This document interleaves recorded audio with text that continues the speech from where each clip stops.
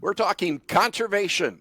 This podcast is a collaboration between the Farmers for Soil Health, Conservation Technology Information Center, the Minnesota Soybean Growers Association, and the Red River Farm Network. I'm Don Wick. We're very pleased to have with us Becky Feikema with us, farms in southwest Minnesota. Becky, first of all, pleasure. Thank you so much for joining us. Yes, thank you for having me. Tell me a bit more about your family and about your farm operation. Yeah, so my husband Sean and I farm with his brother Mike and his wife. And we also have Sean's uncle Bob is on the farm working with us every day. And so we appreciate his wisdom and experience for sure. And then we have 8 full-time employees working with us as well. Some of them family members. So we are very much a family operation. And we grow corn and soybeans, some small grains like oats, triticale, rye, those kind of things. Alfalfa for our cattle. We have a feedlot as well, about 4,000 head capacity feed yard. So very much a system that works well with getting the feed from the crops to the animals, and then the manure from the livestock back out into the field as fertilizer, bedding coming back into the feed yard and then back out. So very much a system where we cycle all the resources through and use them as best as we can. So I love that synergy that we're talking about there, particularly between the crop situation and the livestock as well. Yeah, absolutely. That works the best. The best fertilizer is produced in the feed yard. You can't replace it really with anything synthetic. I mean, you can try and it gets close, but that the micronutrients and stuff that is in the manure always makes for the best fertilizer for the fields. So. You know, I think we've all in our lifetimes have seen different weather extremes. In preparing for this, Becky, I learned that you guys had a major weather event, rain event, like 10 years ago? Yeah. So in June of 2014, we had a massive rain event. It was about 12 plus inches of rain in 24 to 48 hours. So roads were washed out, bridges washed out, roads closed, towns flooded. I mean, it was extreme. And so when we surveyed the damage from that storm, just so much erosion. So many of our fields had gullies, washouts, just massive amounts of soil that went down into the creek. And it was so frustrating because you work really hard to maintain your soil and have a good soil for your crops. And then to see all that go down the creek was very disturbing. And also it makes for a lot of work. You got to clean out those waterways again to make them effective. You got to fill in the gullies. Otherwise you're trying to harvest through those rough areas. And so it was just one of those times where you sit back and you go, okay, is this really working? Or is there something we can do different here? And at that time we were doing what you would probably call conservation tillage, still broadacre tillage with a ripper in the fall, and then coming back in the spring with a pass before the planter. So that's what we were doing, trying to minimize as many passes as possible, but really doing that full tillage. And so with this erosion event that happened, we started to look at strip till as an option, and no-till and cover crops, kind of all in the same. We are like, this is kind of a package deal. It all kind of works together. And so, yes, we bought a strip till machine. And we did some acres the first year. That was so it'd be the fall of 2015 was our first year that we did strip till. And just kind of went in. We tried to talk to as many people as possible and do it as best we could. Did some cover crops, just cereal rye at that point. We weren't experimenting with a ton of mixes or anything like that, but just seeding some cereal rye and doing the strip till. So that was kind of the major change that we made 10 years ago.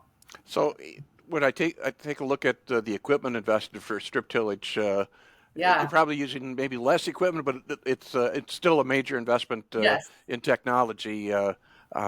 Certainly that had to be a bit of a gut check making those decisions too.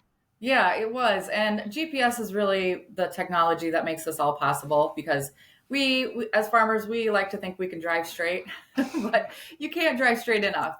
And that seed really has to be right on that strip to be effective. And so GPS is the technology that makes that possible. And we've been using GPS and auto steer and stuff in our tractors for a while. So that part that was in place already for us. So that was good. But yeah, the investment in iron, the equipment was substantial. So what we did to make it happen was we sold our tillage equipment. So we were kind of all in at that point. There was no Yeah. going back because we had sold our other option. So the only option was forward with strip till with our machine, and that's honestly probably what kept us in it in some of those first years. Is it's tough. It's a mind shift, just a different way of thinking to try to figure that out and deal with what we used to call trash, right? Yeah. Residue was called trash, and just getting that to work for you instead of against you. So equipment changes, different attachments for planters, technology there, and really years 2 and 3 probably is where you get the most frustrated. And then if you can get through that, it seemed like those biologicals in the soil start to work. Your residue is breaking down faster. The soil is getting that structure that you're looking for when you stop tilling. It just seems to work once you can push through some of those difficult times. And yeah, not having another option, I guess that's what we had to do. So So you're 10 years in. How has the soil responded? What are you happy with the decision? yes, we are very happy with the decision. So we right away noticed a reduction in erosion. So that was big. And also the water infiltration rates we could see, it was going down into the soil. It wasn't running off or ponding near as badly. We were also seeing our equipment held on the soil better. Like we could go into fields, even if they were a little bit wet when we were harvesting, and not sink in and make those huge ruts. And so I think that soil structure was changing. You didn't have all this fine little particles that when they get wet, you just have mush. You have those aggregates and that structure that are holding up your equipment without it compacting. And so those are things we saw right away. Earthworms. We were starting to see earthworms again. One of my favorite things to do is just dig a hole, look in a hole, see if you see worms and other activity. What does the soil look like, smell like, feel like, all of those things. So, but this summer, almost to the day, 10 years in June of 24, we had a very similar rain event. So another 10 inches of rain. And it was, yeah, it was one of those things. We woke up that Saturday morning to go out and look at our fields and see the damage. We were expecting damage, just like the last time. And we were impressed. We were so pleased with the dirt staying in the field. We did not see the washing that we did. We didn't have the gullies. The soil held in place. We had that residue from our cover crops. We had the structure there, the water infiltration. So it was a night and day difference from what it was 10 years ago. Feels good. Nobody knows their ground like a farmer. You walk it every Yes. day and you're in those fields. That's Yep. got to be it's got to feel good when you see the result a decade between those rain Yes. events. Yep. All the just changes and all the pushing through and the determination. Yes, it was very rewarding that it was just an affirmation that, okay, yes, this does work for sure. I know you've done some work with the Conservation Technology Information Center with the Farmers for Soil Health. I believe you're enrolled in their effort. Educate me on this program, first of all. Yeah, so it is a program that pays for putting in cover crops, and so they can run $20 to $30 an acre. So it is an expense to get that seed in the ground, and so the program is helping to cover those costs. And so it's a very valuable program, and it's easy to sign up. Really, it's just a matter of enrolling your fields and being able to prove that you did cover crops on them. Most of the verification is done by satellite imagery, so they can tell what was planted there. And they do come out and just kind of visually take a look, or I have sent in just a copy of a receipt for seed and stuff like that. So not a ton of documentation or a stack of paperwork or anything complicated like that. So it's a great program. Dan is the technician that I've been working with, and so he's been very helpful in working through some of the glitches with it being a new program. I wouldn't say glitches; it's just learning the best way to implement the program. So he's been great in helping us with that. So appreciate that. I love hearing that. We're all starved for time and just having something where we're not spending a lot of time on record keeping and everything else Yes, to prove what we've got in place here. right, absolutely. So So, how would you recommend this program to others? Why should they consider it? I would just consider it if you are on the fence of wanting to try cover crops but not sure. This gives you a little cushion, even if you're unsure, you don't know if it's financially an option for you. At least there's something to help cover your costs, and that it's a good way to dip your toe into it. Maybe enroll a couple of fields, see how it goes, and really get a feel for working cover crops into your operation.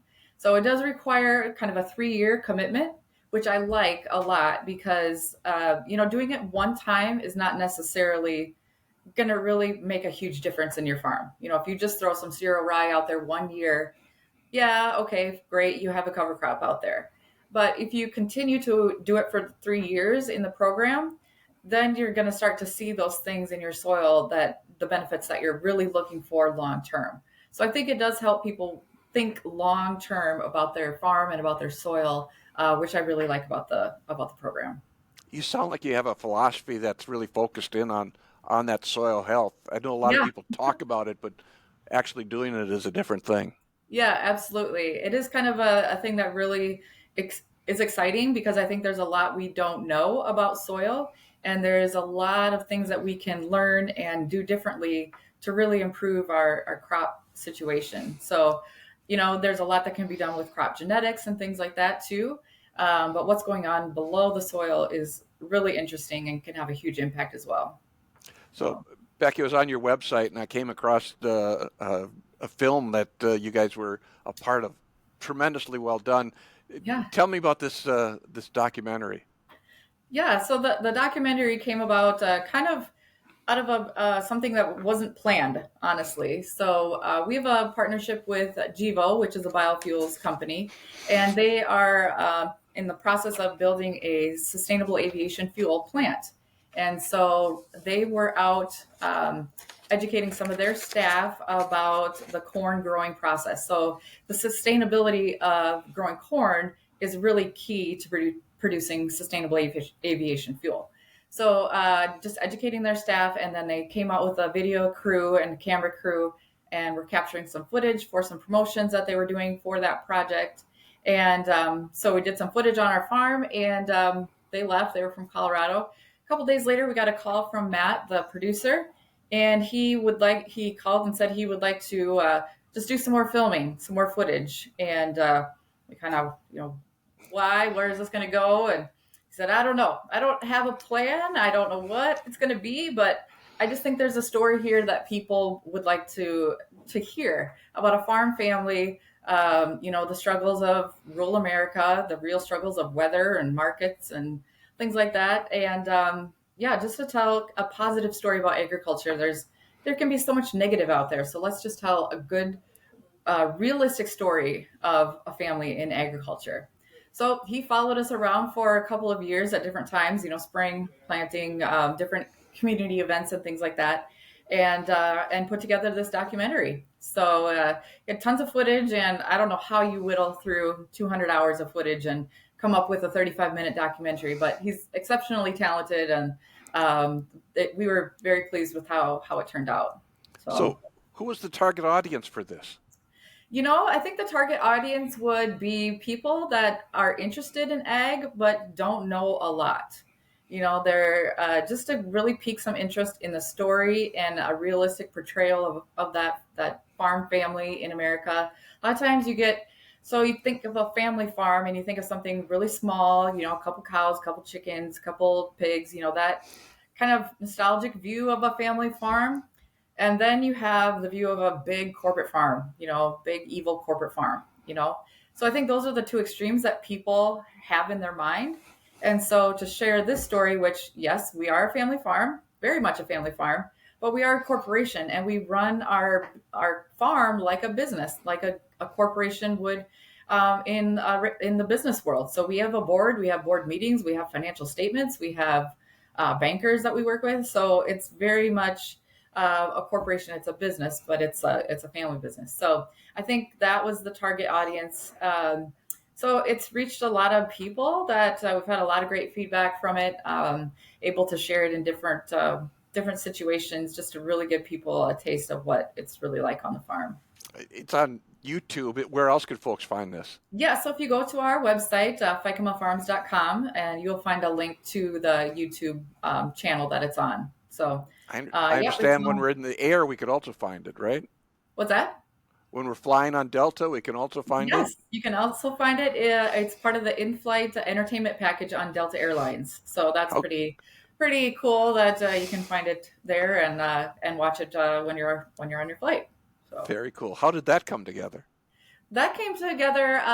So Delta is working with GEVO to potentially purchase sustainable aviation fuel from the plant that they're building. And so Delta has been bringing out their corporate customers to our farm so that their corporate customers that contract with Delta for airline tickets also learn about the SAF process. So sustainable aviation fuel really starts on the farm. You're growing the corn. It has to be done in a sustainable way and really tracking all of the carbon emissions, the entire life cycle from the corn in the ground all the way through the fertilizer and the fuel and the trucking, all of that to the plant to the seat on the airplane. So that is tracked all the way through. And so it's given a carbon intensity score, CI score. And so that is what the lower the score, the more value that it has. And so they can produce a low CI fuel that qualifies for the SAF tax credits and things like that. So it's just getting the entire supply chain involved in the process of making this fuel. I just think of your farm sitting in southwest Minnesota and what really a global impact it can have just by telling your story. Yep, absolutely.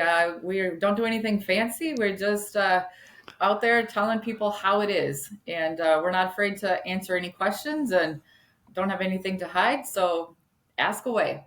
Good deal. And it's From the Heartland. That's the name of that film. Yes. So if folks want Yep. to find that on YouTube or on your website as well. Yep. Back to this conversation on conservation. Any final thoughts? Any recommendations you'd have for others, farmers, landowners out there that maybe wanted to dip their toe into this mix? Yeah, absolutely. I would say go talk to if you have neighbors that are doing it, go talk to your neighbors and say, hey, what's worked? What has not worked? And most farmers are really willing to share and help each other out. We're competitive. Everybody wants to have the top yields and all that stuff, and bragging rights, whatever. But at the end of the day, I want to see my neighbor be successful as well. So yeah, just let's talk about it. Let's see what challenges that you have and come up with a plan. And then also, seek out resources like the soil health programs and things like that in your area. Maybe look at your NRCS office locally that has some resources, different programs. Find some people who are, really dedicated to knowing the ins and outs of the programs and what might fit your situation best. So there's a lot of options out there, a lot of things that might work for some that don't work for others. So I guess kind of explore a lot of them and find the one that's the best fit for you, and just try it. But try it with long-term plan in mind. I think is what will set you up for success. Because if you're not thinking of it as a long-term solution for your farm, I think the mentality is you won't stick with it. And I think sticking with it is important because we learn something new every year. Every year we have a different situation with our cover crops or the strip till machine based on conditions. And every year we learn, and every time we say, oh, well, now we know what to do when that happens. And it might never happen again. Next year's going to be completely different. So being flexible, but with a long-term plan in mind, I think is what will set you up for success.